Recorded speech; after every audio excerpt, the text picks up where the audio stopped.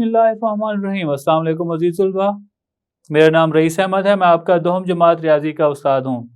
पिछले लेक्चर के अंदर हमने पढ़ा मश्क नंबर 3.4 उसका दूसरा सवाल। तीसरे से छठे जुज़ तक हमने सवालात हल किए थे। आइए अब हम पहला सवाल मुकम्मल करते हैं। बढ़ते हैं हम वाइट बोर्ड की जानिब। आइए आज हम इसका 7वां जुज़ हल करते हैं। सवाल के अंदर ये कहा गया है, अगर ए निस्बत बी बराबर है सी निस्बत डी तो साबित कीजिए कि 2a जमा 3b जमा 2c जमा 3d बटा 2a जमा 3b Nafi 2c Nafi 3d बराबर है 2a नफी 3b जमा 2c नफी 3d बटा 2a Nafi 3b Nafi 2c जमा 3d। बेटा जी, क्योंकि ये हमें जो शुरू के अंदर हमें ये तनासुब दिया गया है, ये हमें कहा गया है कि अगर ये तनासुब हो तो इसे हमने साबित करना है। इसका मतलब ये हमें मालूम है। हम यहाँ पे लिखते हैं क्योंकि ये हमें मालूम है तो सबसे पहले हम इसे कसरी हालत में लिख लेते। चूंकि ए निस्बत बी बराबर है सी निस्बत डी, इसलिए हम इसे कसरी हालत में लिखें तो हम यहाँ पे लिख सकते हैं ए बटा बी ये बराबर है सी बटा डी के। अब हम यहाँ पे देखते हैं कि हमने जो साबित करना है उसमें ए के साथ कोई अददी सर तो नहीं आ रहा। जी बिल्कुल, ए के साथ अददी सर आ रहा है 2 और साथ में बी के साथ भी अददी सर 2 आ रहा है, सी के साथ भी अददी सर 2 और डी के साथ अददी सर 3 आ रहा है। इसका मतलब ए और सी इनको 2 से ज़रब करना है और बी और डी इनको हमने 3 से ज़रब करना है। तो हम यहाँ पे 2/3 दोनों अतराफ से ज़रब कर ले। तरफैन को 2/3 से ज़रब करने से अगर हम इसे ज़रब करें तो हम यहाँ पे लिख सकते हैं 2a बटा 3b और ये बराबर है 2c बटा 3d। बेटा, अगर हम सवाल पे एक नजर अगर हम सवाल पे एक नजर दौड़ाएं तो हम यहाँ पे देख सकते हैं। अब यहाँ पे 2a जमा 3b जमा 2c जमा 3d अगर 4 मिकदारें आपको शुमार कुनिंदा और मखरज में दी गई हों तो आप ये जहन नशीन कर लें कि पहले मसला तरकीब व तफसील इस्तेमाल हुआ है, उसके बाद मसला अब्दाल और आखिर में फिर से अगर हम मसला तरकीब व तफसील इस्तेमाल करेंगे तो हमें ये नतीजा मिल जाएगा जो हमने साबित करना है। तो सबसे पहले हम क्या करते हैं, मसला तरकीब व तफसील इस्तेमाल कर मसला तरकीब व तफसील निस्बत की रूह से तो हम यहाँ पे लिख सकते हैं 2a जमा 3b बटा 2a नफी 3b और ये बराबर होगा 2c जमा 3d बटा 2c नफी 3d। हमने जो साबित करना है उसमें वाज़ेह तौर पर इस तरफ तमाम ए बी सी और डी की रकमें हैं। ए बी सी डी और डी की रकमें लाने के लिए हम मसला अब्दाल इस्तेमाल करते हैं। उसके लिए हम क्या करेंगे, इन दोनों रकमों को दूसरी और तीसरी रकम इन दोनों को हम तब्दील कर देंगे। और अगर हम इन्हें तब्दील करते हैं वो कौन सा मसला है? जी बिल्कुल आप सही सोच रहे हैं, वो मसला अब्दाल है। तो हम यहाँ पे मसला अब्दाल इस्तेमाल करते हैं। अगर हम मसला अब्दाल इस्तेमाल करें तो हम यहाँ पे लिख सकते हैं 2a जमा 3b बटा 2c जमा 3d ये बराबर है 2a नफी 3b बटा 2c नफी 3d।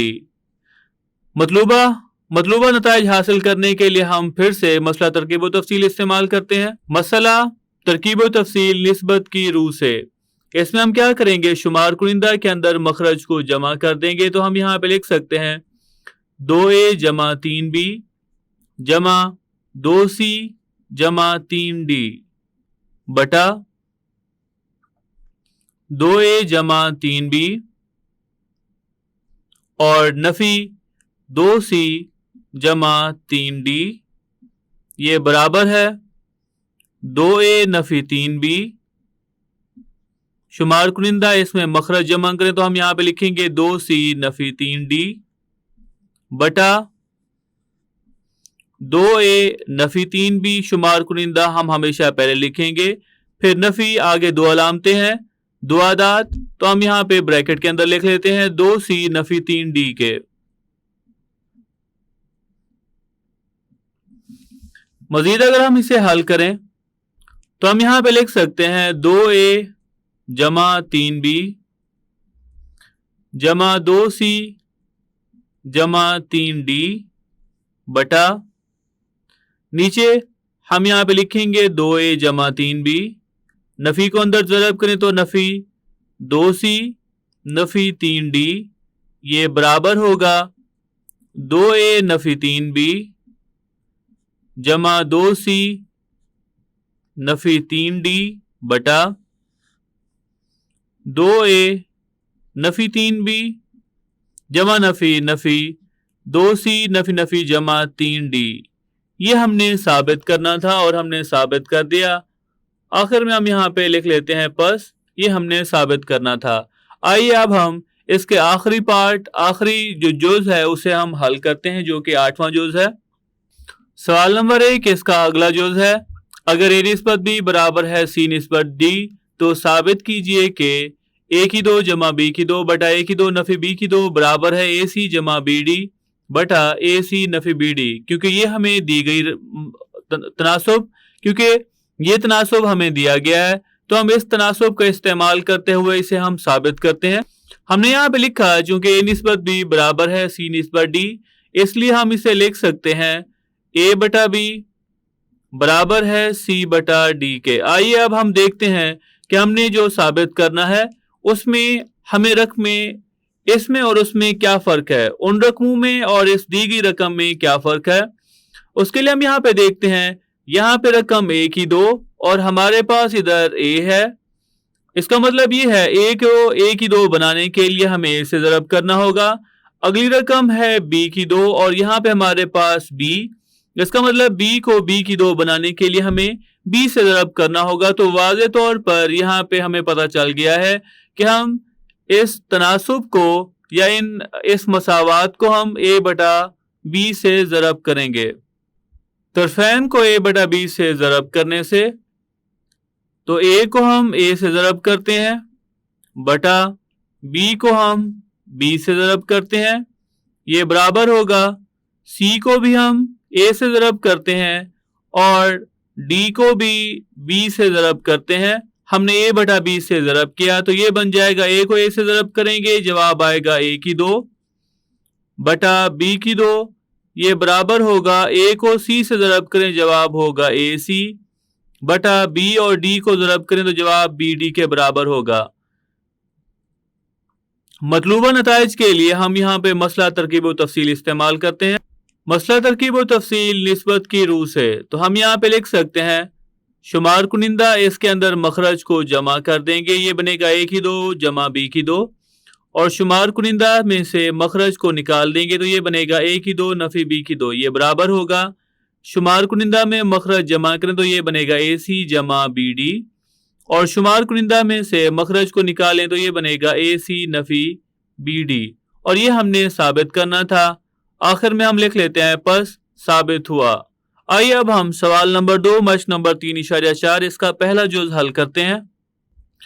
सवाल नंबर 2 इसका पहला जुज कहा यह गया है, मसला तरकीब व तफसील निस्बत के इस्तेमाल करते हुए, मसला तरकीब व तफसील निस्बत इस्तेमाल करते हुए x जमा 2y बटा x नफी 2y जमा x जमा 2z बटा x नफी 2z की कीमत मालूम कीजिए अगर x बराबर है 4yz बटा y जमा z हो।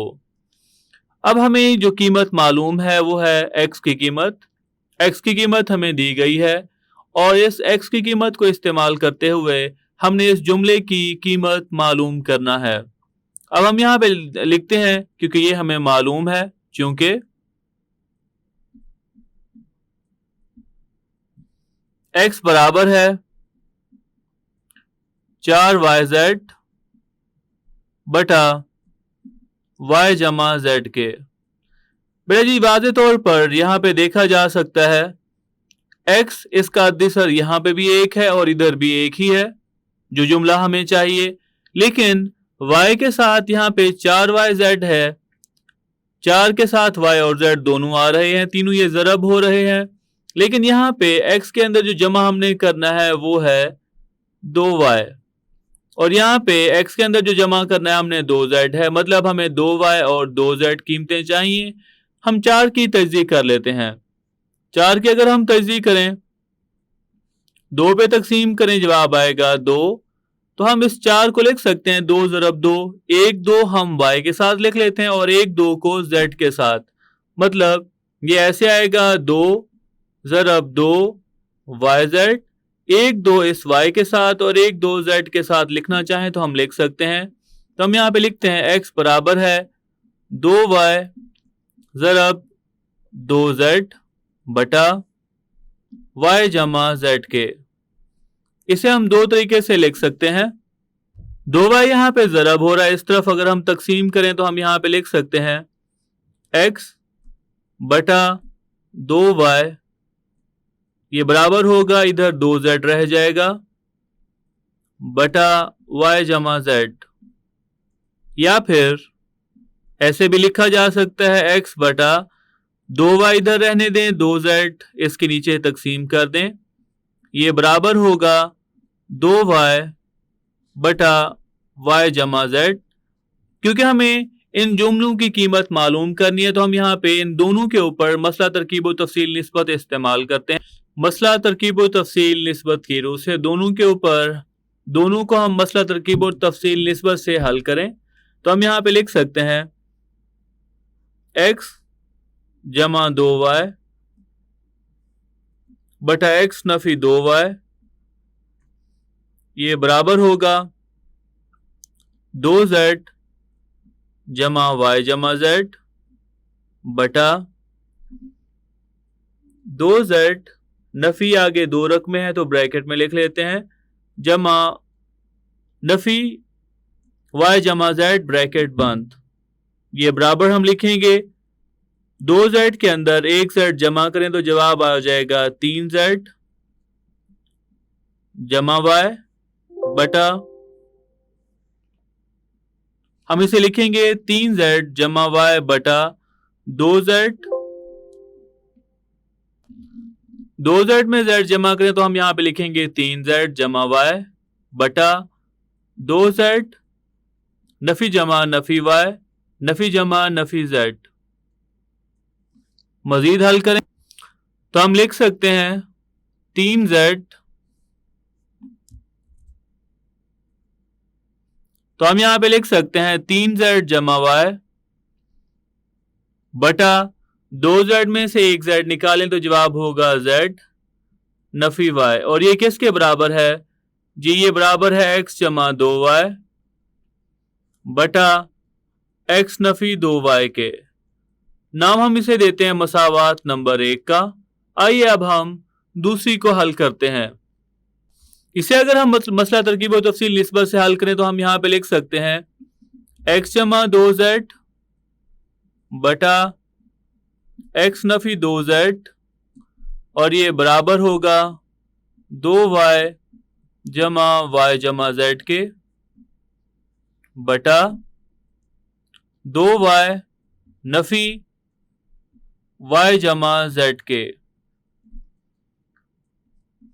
2y में 1y हम जमा करें तो जवाब होगा 3y जमा z बटा 2y, नफी को अंदर ज़रब करें तो जवाब होगा नफी जमा नफी y, और नफी को z से ज़रब करें तो जवाब होगा नफी z के।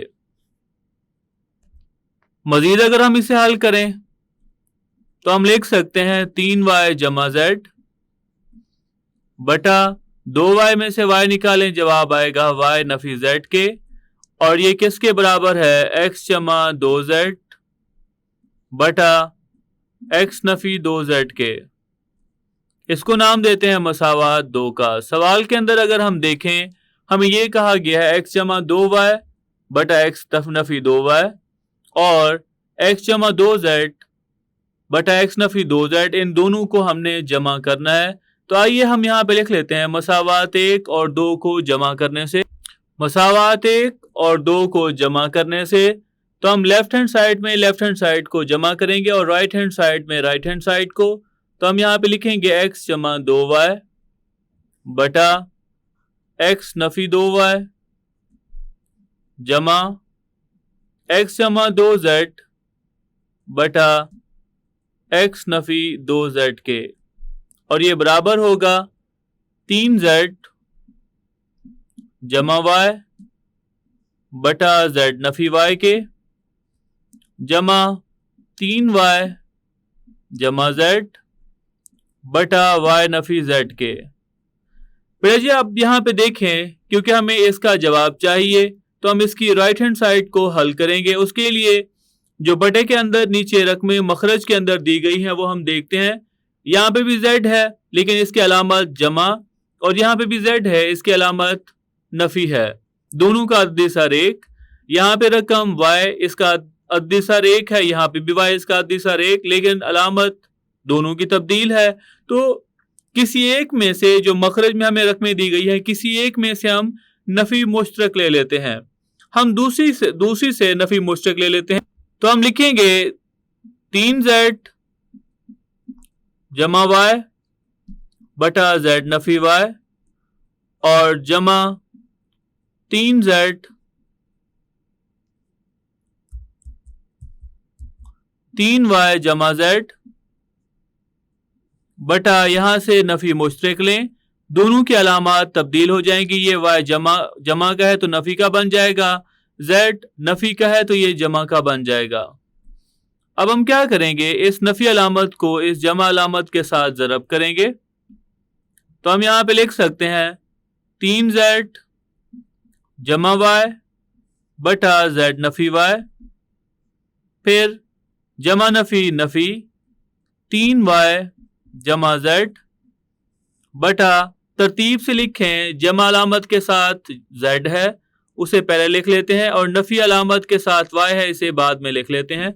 यहाँ पे हम देख सकते हैं दोनों रकमों का यहाँ पे जो ज़ाफ़े अकल है वो एक जैसा है, या दोनों रकमों का दोनों कसूर का जो मखरज आ रहा है वो एक जैसा है। तो हम इनका ज़ाफ़े अकल मालूम कर लेते हैं, और ऐसी कसूर जिनका मखरज एक जैसा हो उनका मखरज वही होगा जो दोनों के अंदर लिखा हुआ है। तो इसका ज़ाफ़े अकल होगा z नफी y पे z नफी y तकसीम करें, जवाब एक आएगा। एक को 3z जमा y से ज़रब करें तो जवाब 3z जमा y, फिर नफी अलामत z नफी y पे तकसीम करें तो जवाब एक को ऊपर वाली दोनों से ज़रब करेंगे तो जवाब वही आएगी। लेकिन चूंकि नफी अलामत ज़रब हो रही है तो उन दोनों को ब्रैकेट में लिख लेंगे। हम यहाँ पे लिखेंगे 3y जमा z के, ये बराबर होगा 3z जमा y नफी जमा नफी 3y जमा नफी नफी z बटा z नफी y के।